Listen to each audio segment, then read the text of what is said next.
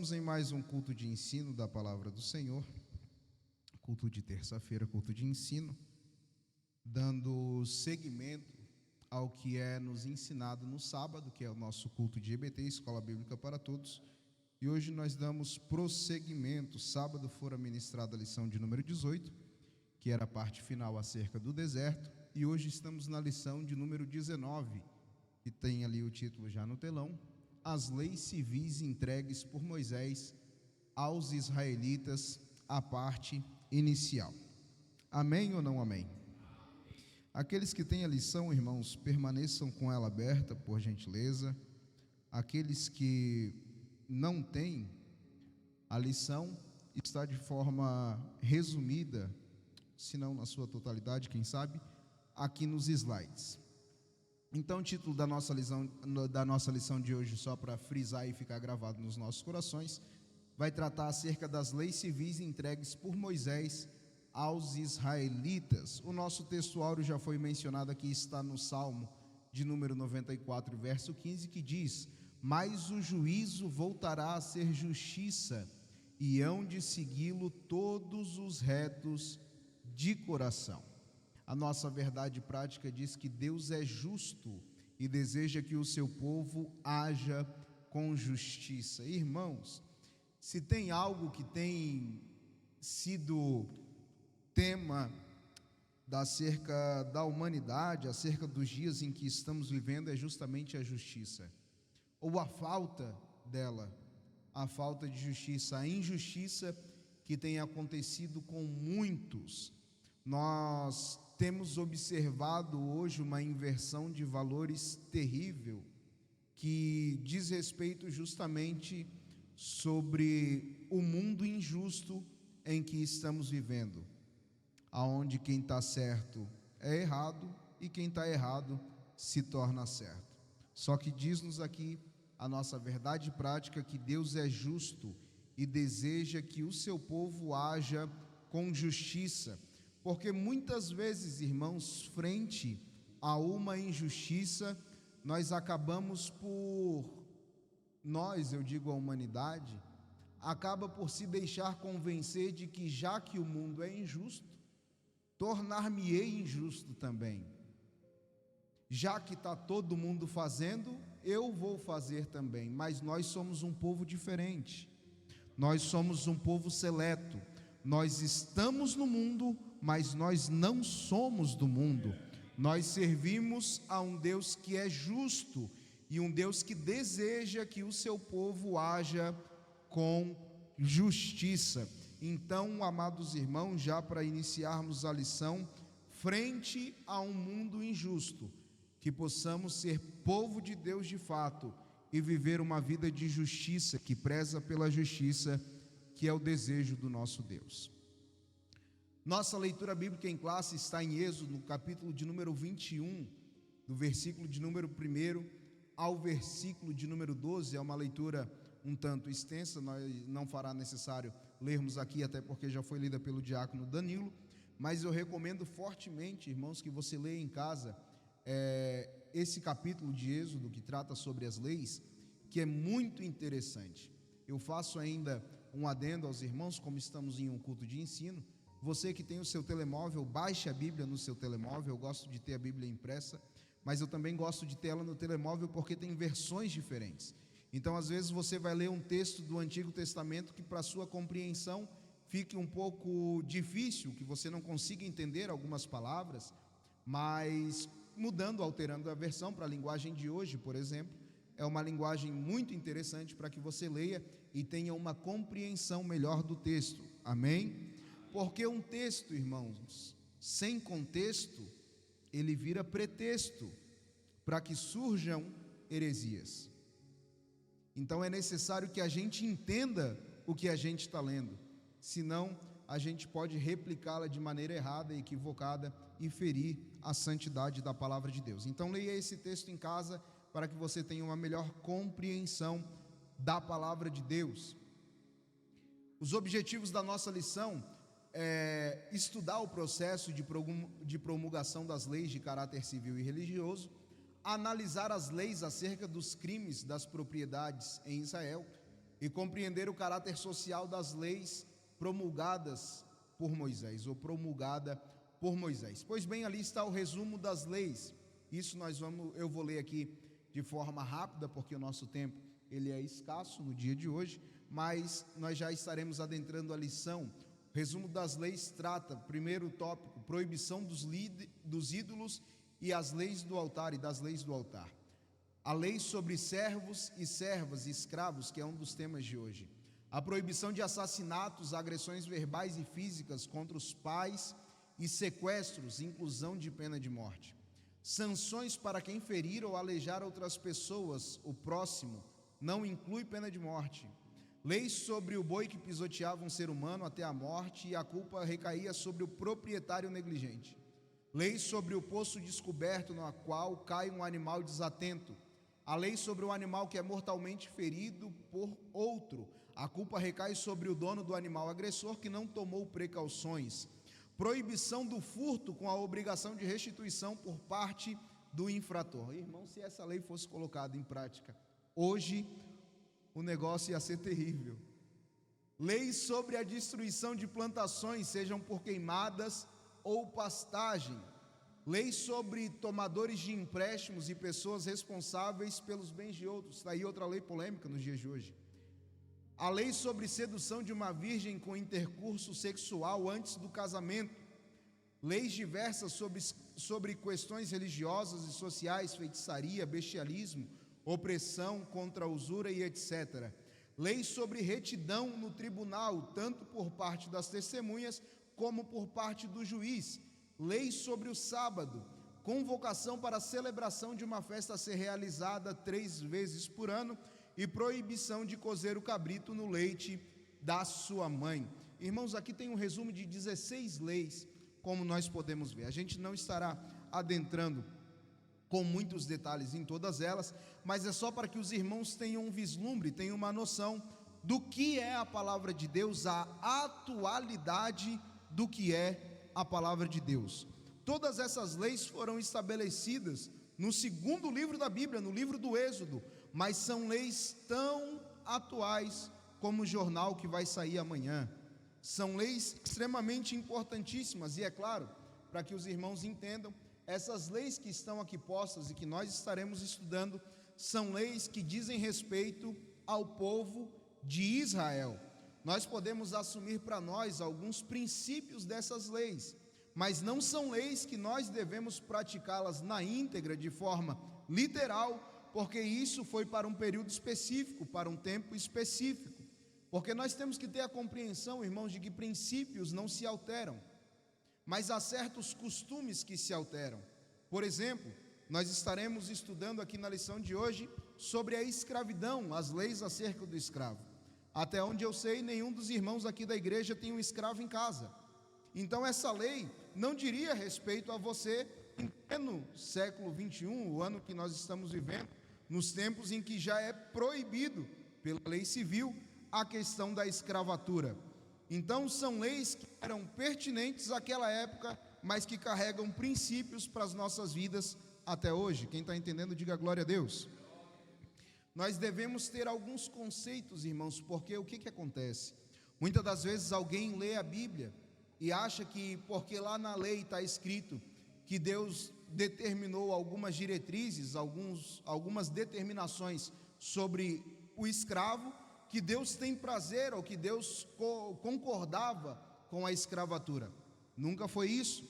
Deus, fazendo-se valer já da escravidão que já estava em curso, era algo inerente à sociedade da época, ele coloca limites, ele coloca princípios, regras para que o ser humano viva bem. Amém? Deus, ele é tremendo, irmãos. Ele não interfere no curso da sociedade. Ele faz com que as pessoas abram os olhos e vejam o que estão fazendo correto e o que estão fazendo de maneira equivocada. Às vezes nós confundimos as coisas e às vezes por não investirmos tempo lendo a Bíblia, a gente acaba tirando conclusões precipitadas. Mas nós vemos então aqui, irmãos, nesse resumo das leis, já que hoje o tema é justamente sobre as leis, que tem muita coisa aqui que é muito atual. Como por exemplo, como eu disse aqui, irmãos, a restituição por parte de quem furta. Isso daqui é interessantíssimo. Já pensou se todo ladrão que fosse apanhado hoje, todo político corrupto, como nós vemos hoje, tivesse que devolver integralmente tudo? E não é integralmente, na verdade, ainda era aplicada uma correção e ele teria que devolver muito mais do que ele retirou. Com certeza, isso refrearia ou proibiria, ou as pessoas colocariam a mão na consciência umas 15 vezes antes de tomar o que não é seu. Eu lembro que no quartel tinha uma lei, porque cada esfera da sociedade tem uma certa norma. Aqui na igreja nós temos alguns estatutos de lei. Na aeronáutica nós tínhamos alguns estatutos de lei também, que nós estávamos lá servindo a aeronáutica e tinha uma lei que a gente nunca esquecia por conta do cuidado que a gente deveria ter com aquilo que a gente estava manipulando. Por exemplo, todas as vezes que se estragasse qualquer objeto que fosse de posse, que fosse do governo, ou no caso das Forças Armadas, e se nós estragássemos, nós teríamos que pagar 3 na forma da lei. Ou seja, tem lá um telefone disponível um telemóvel disponível para eu utilizar, é da União, não é meu, mas se eu estrago, eu tenho que pagar 3. Tem lá uma viatura que é para eu utilizar para o meu serviço da União, mas se eu estrago aquela viatura, eu tenho que pagar 3. E às vezes aqui na igreja, irmãos, isso não acontece aqui, mas suponhamos que acontecesse. Coloca-se o copo para tomar água, cada gole que a pessoa toma, ela usa um copo diferente, porque ela pensa, não é meu, então eu posso usar como eu quero. Amém ou não amém?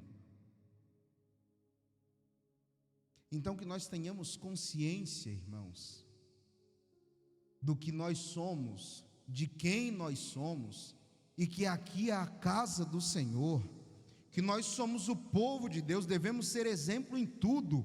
Cuide com zelo daquilo que Deus tem te confiado. Esse banco que você está sentado, a casa de banho que você usa, cada parte dessa igreja zele como se fosse sua, porque Deus está te emprestando, está te dando usufruto disso, porque Ele confia em você. Amém? Então quem roubava ou quem tomava o que não era seu, tinha que restituir. Nós vemos aqui sobre a questão da destruição por plantações por queimadas ou pastagens. Isso, quem sabe, não seja um problema muito recorrente aqui na Europa, mas no Brasil, por exemplo, nós vemos diariamente notícias acerca das queimadas, fazendeiros que queimam florestas inteiras para que seja colocado lá gados para pastagem. Tudo isso que é polêmico ou que é notícia nos dias de hoje, Deus já vinha antecipando há muito e muito tempo.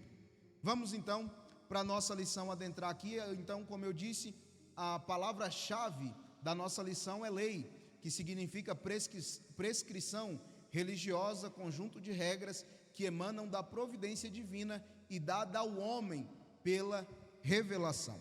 Essa palavra emanam, aqui é interessante, irmãos, no culto de domingo o pastor ele nos deu uma explicação muito clara sobre o que é democracia e o que é teocracia.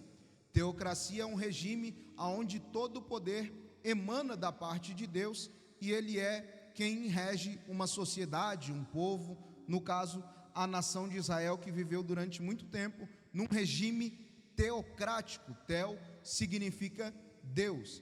Já no regime democrático é o regime onde a população ou o povo, a palavra demo vem do grego, que na verdade faz referência a povo, por isso que tem o censo demográfico, e também tem a questão da democracia, que faz referência ao povo, onde todo o poder emana do povo. Supostamente, a sociedade em que a gente vive hoje é uma sociedade democrática, onde todo o poder emana do povo, mas nós veremos que nós vivemos, ou devemos viver, num regime teocrático, onde todo o conjunto de regras, as prescrições, elas emanam de providência divina, ou seja, é Deus quem nos dá as regras, o conjunto de regras, as prescrições para que a gente viva. E por onde que a gente vai saber como a gente deve viver, irmãos? Pela revelação. E qual é a revelação, irmãos, maior que existe na igreja? A palavra de Deus. A palavra de Deus é a maior revelação que existe. Nós vemos um afã, um oba-oba de pessoas correndo atrás de profetas, e muitas vezes correm atrás de profetadas, esquecendo-se que a maior revelação é a palavra de Deus. Moisés, o mediador das leis divinas, é o nosso primeiro tópico, o mediador. Deus falou diretamente com o seu povo, todavia eles temeram e não quiseram ouvir a voz do Deus Todo-Poderoso. Diretamente, então os israelitas disseram a Moisés: fala tu conosco e ouviremos, e não fale Deus conosco, para que não morramos. Diante do Senhor o povo reconhecia as suas iniquidades e fragilidades. Moisés foi o mediador entre o povo e Deus. Hoje, Jesus é o nosso mediador. Sem Cristo, não podemos nos aproximar de Deus, nem ouvir a sua voz. Deus queria dar leis, ou melhor, deu leis ao povo. E o povo, sabendo que Deus colocaria regras em seu convívio, em sua existência, o povo temeu, sabendo das suas transgressões, e pediu para que Moisés fosse o seu mediador entre eles e o próprio Deus, pedindo: fala tu conosco e ouviremos, e não fale Deus conosco, para que não morramos. Deus tinha o interesse de falar diretamente com o povo, irmãos, mas o povo não quis ouvir a voz de Deus, preferia ouvir a voz de Moisés. E Moisés se coloca então como intermediário entre o povo de Israel e o próprio Deus, dando-lhes as instruções que Deus havia lhe dado. Interessante é que quando o povo se refere a Moisés pedindo para que ele aqui falasse com Deus e depois falasse com eles entendem que eles são pecadores, reconhecendo as suas iniquidades e fragilidades. Isso é algo que eu sempre venho falando, irmãos, que quanto mais nós nos aproximamos de Deus, mais nós reconhecemos as nossas próprias falhas, os nossos próprios erros, o quanto eu preciso melhorar. Não existe esse negócio de que quanto mais eu aproximo de Deus, mais eu vejo o pecado do povo. Não, não é assim. Quanto mais eu aproximo de Deus, mais eu vejo os meus pecados, as minhas falhas, os meus erros. E é por isso que alguém cheio da presença de Deus é uma pessoa humilde, porque ela reconhece que se não fosse a misericórdia do Senhor, nós seríamos consumidos. Pessoas que viram a glória de Deus são pessoas que ficaram instantaneamente, se não eram humildes, ficaram na hora. Isaías, quando vê a glória de Deus, do capítulo de número 1 ao capítulo de número 5 de Isaías fica falando: ai de você, Israel, ai de você, Jerusalém, ai. Mas quando no capítulo de número 6 ele vê a glória de Deus, ele diz: ai de mim, que vou perecendo, porque eu sou homem de lábios impuros, e habito no meio de um povo de impuros lábios. Quanto mais nós nos aproximamos de Deus, mais nós reconhecemos as nossas falhas, mais nós reconhecemos que estamos descumprindo muitas das suas leis, que nós estamos ignorando muitas verdades que nós sabemos, irmãos, porque nós só somos condenados, e a gente aprendeu isso na lição sobre os 10 mandamentos, porque nós sabemos a verdade, nós sabemos qual é a lei, e é por isso que o Espírito Santo nos convence do pecado, porque Ele sabe que nós sabemos da verdade, nós não cumprimos por conta das nossas iniquidades e das nossas concupiscências. Nós somos completamente cientes da verdade, e é por isso que Deus é justo, porque Ele vai nos julgar de acordo com aquilo que a gente sabe, de acordo com aquilo que Ele já nos revelou pela Sua palavra. Nós estamos sendo ensinados há quanto tempo, irmãos?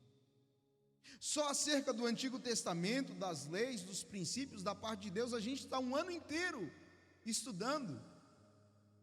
Se fôssemos formalizar isso, você já sairia daqui com mestrado, pós-graduado no Pentateuco. Então não tem como você se apresentar diante daquele grande dia e dizer: eu não sabia, me desculpa. Deus vai dizer: eu dei mais de um ano de formação para você. E alguém diz: só Deus pode me julgar. Pois é Ele mesmo quem vai te julgar. Amém? Hoje, Jesus é o nosso mediador. Sem Cristo não podemos nos aproximar de Deus, nem ouvir a sua voz. Hoje, já não é mais um homem que intercede por nós, ou que nos dá leis e diretrizes da parte de Deus. Hoje é o próprio Cristo. Por isso, que sendo Cristo nosso mediador, nós não vivemos mais na antiga aliança, na aliança mosaica. Nós vivemos aquilo que está baseado no Novo Testamento, que é o testamento da parte de Cristo Jesus. Amém? Por isso que nós não guardamos o sábado, como o Antigo Testamento previa. Por isso que a gente não tem muitas leis, como o Antigo Testamento previa. Como a gente viu ali no resumo das leis, por exemplo, uma das leis era que a carne não poderia ser cozida no leite. Percebem isso? A carne não poderia ser cozida no leite. Mas, irmão Wagner, eu nunca cozinhei carne no leite. Mas quem aqui já provou o estrogonofe? Levanta a mão. Pois bem, se fosse pelo Antigo Testamento, você já estava errado, condenado pela lei.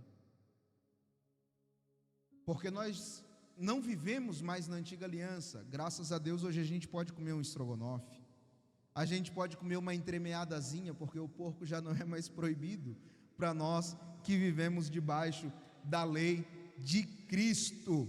Nós precisamos entender isso, irmãos, e entenda que eu não estou banalizando de forma alguma, mas é porque Deus estabeleceu cada lei para o seu devido tempo, e é sobre isso que a gente vai falar dentro de alguns instantes. Leis concernentes à escravidão. Foi demais? Aqui. As leis civis foram dadas a Israel tendo em vista o meio e a condição social em que viviam.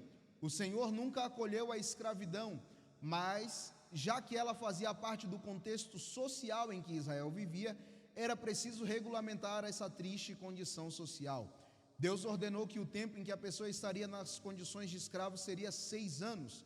Segundo o comentário bíblico Bacon, a lei não exigia que houvesse escravidão, mas visto que existia, estas leis regulamentares regiam a manutenção das relações certas. O Senhor sabia da existência da escravidão, porém Ele nunca aprovou esta condição.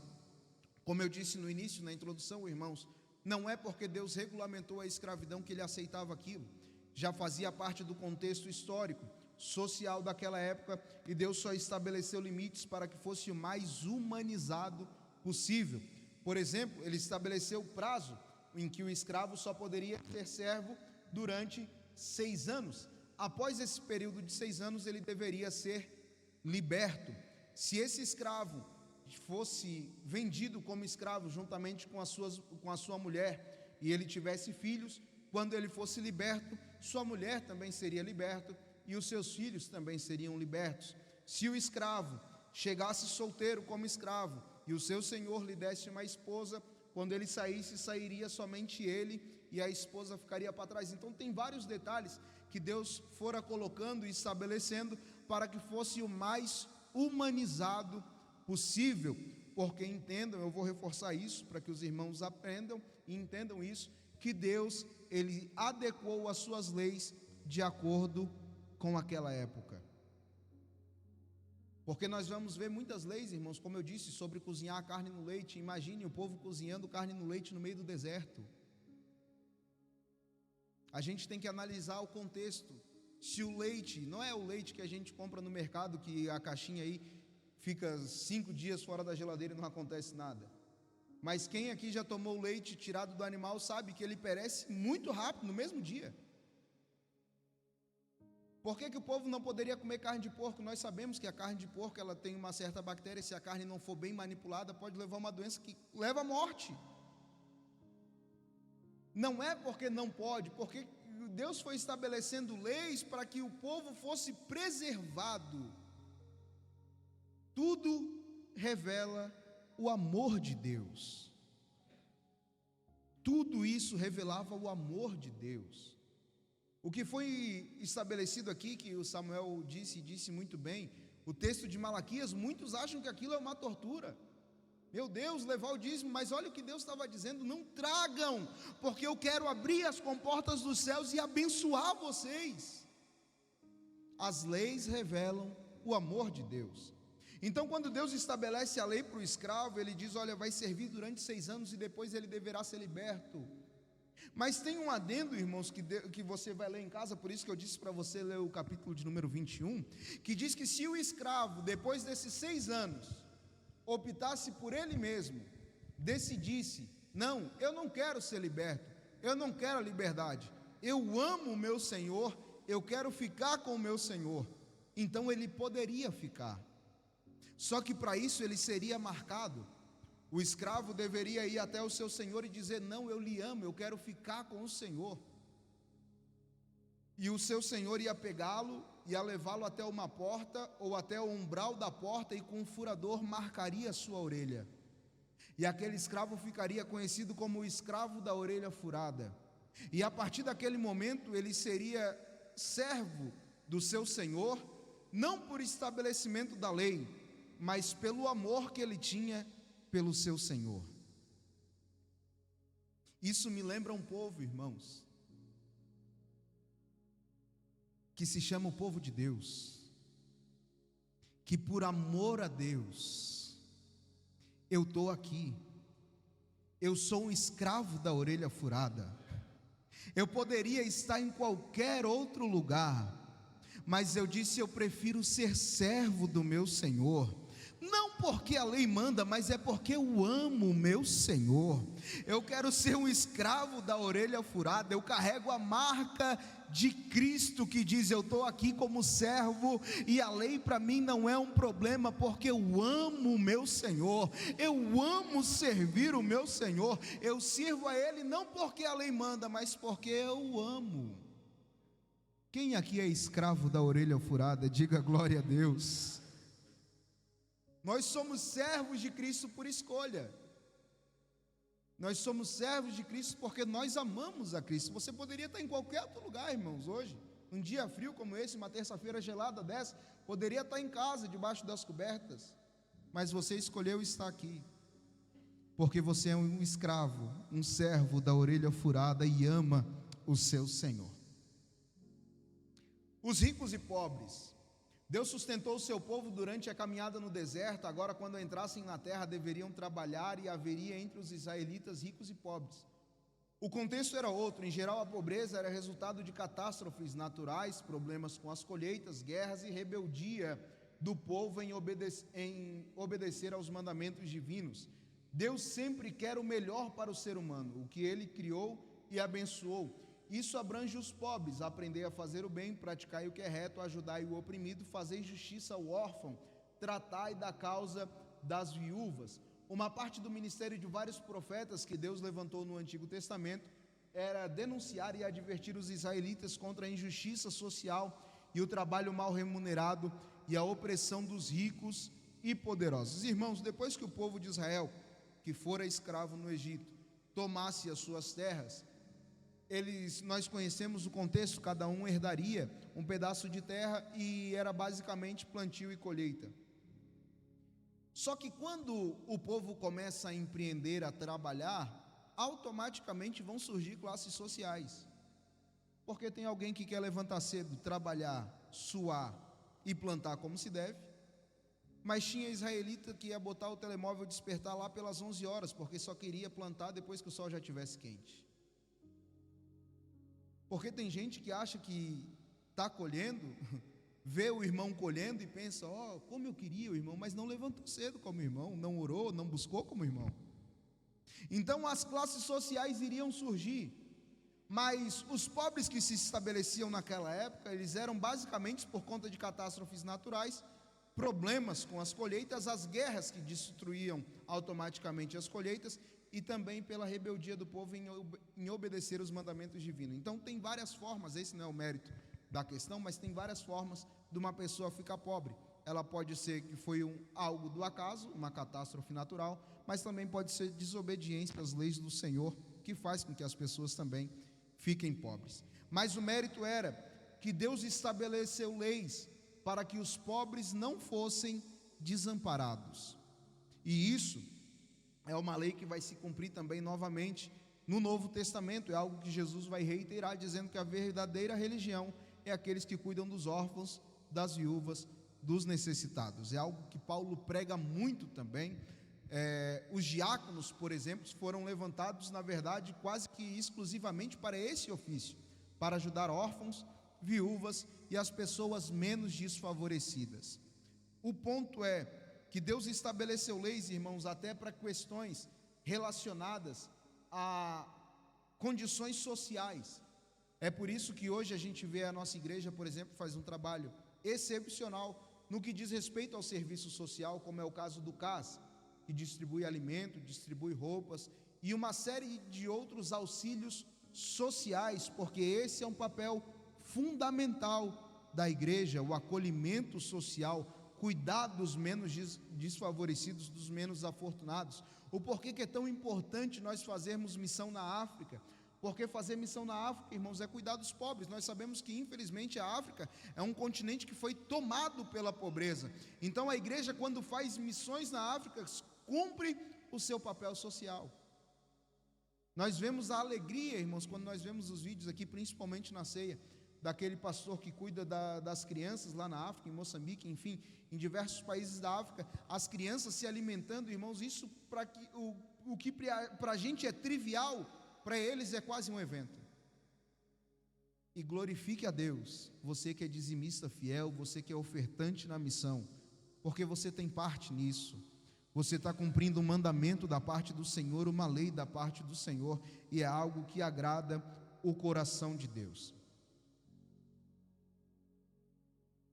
E algo, irmãos, que deve ser também pregado, para que a gente avance aqui, que já está dando meu horário, mas já está acabando também, é que Deus levantou muitos profetas para advertir os israelitas contra a injustiça social, trabalho mal remunerado dos ricos, trabalho mal remunerado e a opressão dos ricos e poderosos. Irmãos, Deus precisa, nesses últimos dias, de profetas que falem a verdade, que preguem contra o pecado, contra a opressão dos ricos e poderosos, porque há uma teologia que todos os irmãos conhecem, chamada teologia da prosperidade, aonde só quem prospera é quem supostamente prega essa teologia equivocada, e não tem ninguém para bater de frente e dizer isso está errado, porque da mesma maneira que Deus ama o rico, Deus ama o pobre, e não é porque é pobre que está em pecado. Como eu disse, irmãos, tem várias maneiras de uma pessoa ficar pobre. Então nós devemos pregar, irmãos, contra isso, contra esses popstar gospel. Tem gente que aplaude, que acha bonito ainda, irmãos, esses profetas de Pix, de MBWay, para que a gente contextualize aqui, que precisa de uma transferência bancária para que ele revele alguma coisa. A igreja tem que se levantar contra isso, irmãos. Eu fui evangelizar um jovem e, inclusive, aceitou a Jesus aqui e tudo está congregando aqui conosco. E ele me disse o porquê que ele nunca havia colocado os pés dentro de uma igreja. Não era porque ele não conhecia Cristo, não era porque ninguém nunca o tinha convidado, é porque ele disse: Wagner, eu leio a Bíblia, e as igrejas que me convidavam para ir, eu sabia que eram igrejas que não estavam de acordo com a Bíblia. Ele vem de um país muito pobre, e ele dizendo: olha, de onde eu venho, as pessoas são pobres, mas essas igrejas, elas ainda continuam tirando a riqueza de quem é pobre. Eles só se importam com dinheiro, eles não se importam com vidas. Graças a Deus, irmãos, eu congrego numa igreja certa. Eu disse: mas vem comigo que eu vou te levar numa igreja em que eu não vou precisar falar nada, mas Deus vai falar contigo, e se for da vontade de Deus, tu vai entender que é o momento, que é o lugar certo. Ele veio aqui, ouviu a palavra de Deus, aceitou a Jesus em lágrimas e disse: hoje Jesus falou comigo. E desde então ele está congregando conosco. O que é isso, irmãos?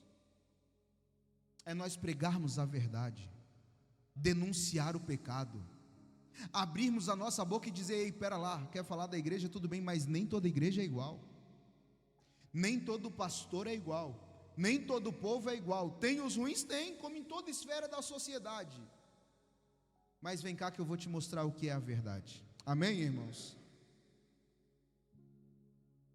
A síntese do tópico: assim como Moisés fez mediação entre Deus e Israel, Cristo é o único mediador entre Deus e os homens. Leis acerca dos crimes, brigas, conflitos e lutas pessoais.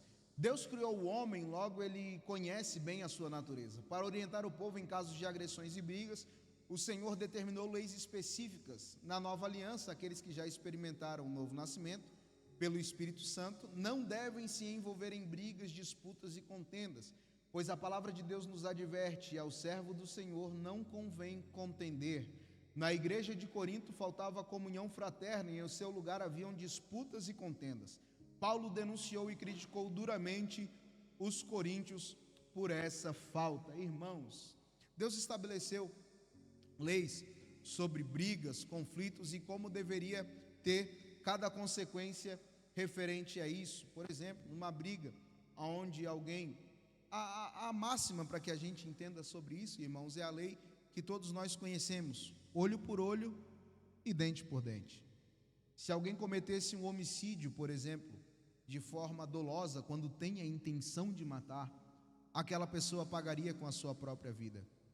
Se fosse um caso acidental, acabou matando um homicídio culposo, que foi por acidente, aconteceu, aquela pessoa também não ficaria impune, só não pagaria com a sua vida, como não foi intencional.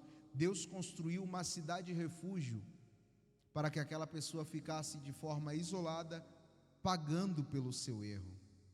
Então Deus estabeleceu diversas leis para que o povo fosse controlado, cuidado e amado. Deus estabeleceu essas leis no Antigo Testamento porque eram as leis que regiam a sociedade da época.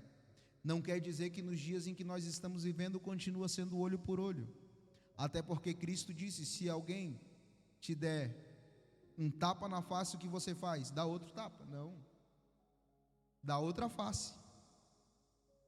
E tem gente que acha que a graça facilitou.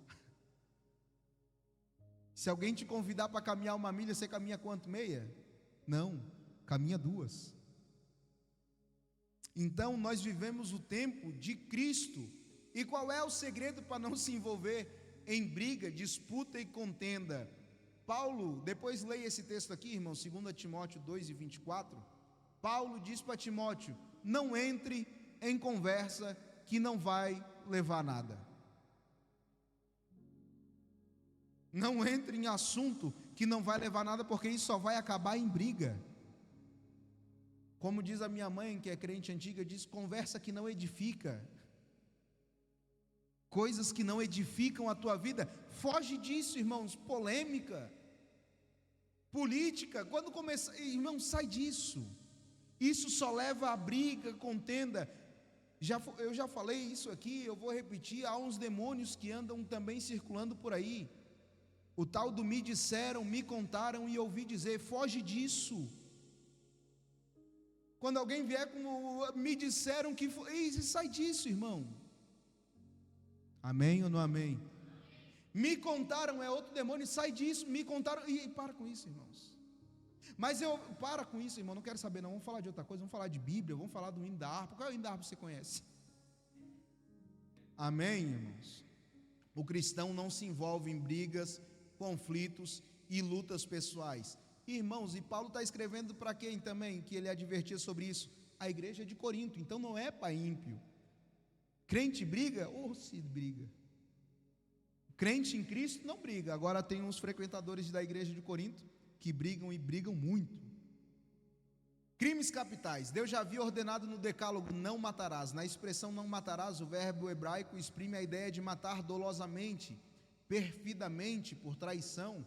Na antiga aliança, o sistema jurídico era bem intolerante com os transgressores: olho por olho, dente por dente, mão por mão e pé por pé. Todavia havia casos onde a morte era na verdade uma fatalidade. Pouco depois, em sua misericórdia e bondade, estabeleceu as cidades refúgios para socorrer aqueles que cometessem homicídio involuntário, ou seja, morte acidental. As cidades de refúgio apontavam para Jesus Cristo, nosso abrigo e socorro. Elas também serviam para evitar que as pessoas fizessem vingança com as próprias mãos. Como eu disse, irmãos, havia uma consequência para cada crime que a pessoa cometia. Mas para evitar vingança, e Deus conhecendo o coração humano, Deus fez aquilo que nós conhecemos como cidade refúgio, onde a pessoa que cometia um crime e ela não pagasse com a vida, ela também não ficava no ciclo de convivência entre o povo. Ele era distanciado, afastado, para que não houvesse vingança. Vingança é um sentimento terrível.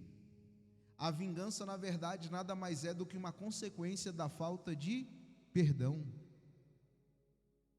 A ausência de perdão vai gerar vingança. Então nós temos que ter em mente que, escondidos em Cristo Jesus, a primeira verdade é essa: libere o perdão, perdoe e seja perdoado por Deus. Porque tem gente que está sofrendo há muito tempo, irmãos, e já foi perdoado por Deus e não consegue aceitar o perdão de Deus. Entenda que se você confessou e deixou, você já alcançou misericórdia, segundo a palavra de Deus. Se perdoe. Segundo, não se vingue.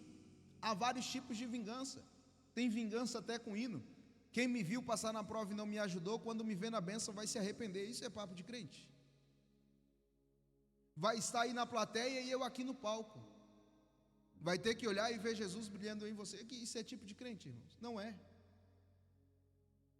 Então não se vingue também dos seus irmãos. Amém ou não amém? E entenda isso, que em Jesus Cristo, as cidades refúgio apontavam para Jesus Cristo.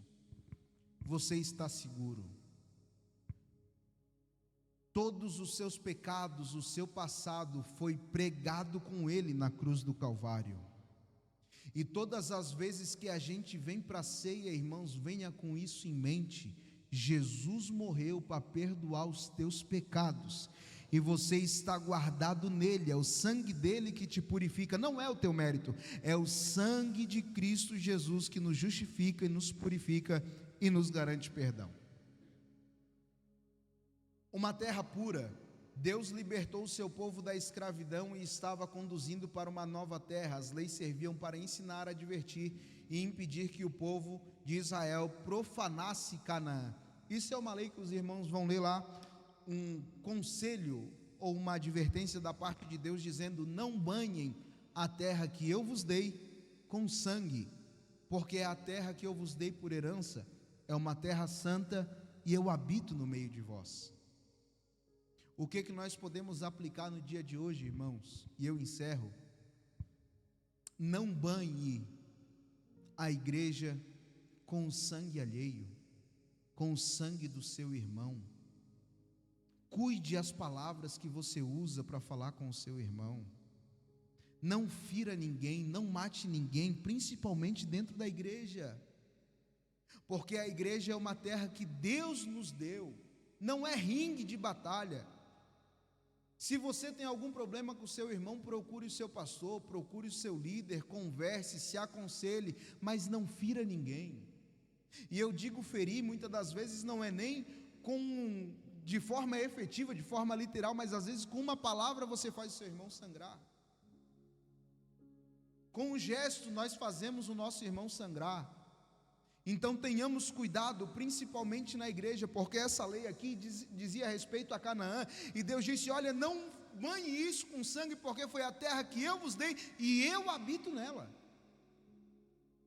Essa terra foi a terra que Deus nos deu, Ele habita aqui. Cuidado para não ferir o seu irmão, não matar o seu irmão.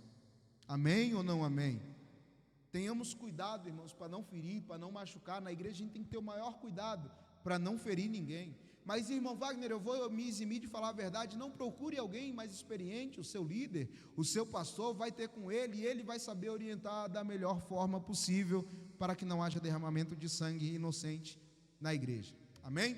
Síntese do tópico: as leis acerca dos crimes versavam sobre brigas, conflitos, lutas pessoais e crimes capitais. A próxima lição é a lição de número 20, que tem o mesmo título, é a parte final, que será ministrada no sábado, às 18 horas. Que Deus abençoe em Cristo Jesus. Espero que os irmãos tenham entendido e aprendido acerca das leis e da forma com que Deus trata o seu povo. Eu gostaria de estar passando o microfone a quem é de direito, nosso pastor local, João Paulo Moreira.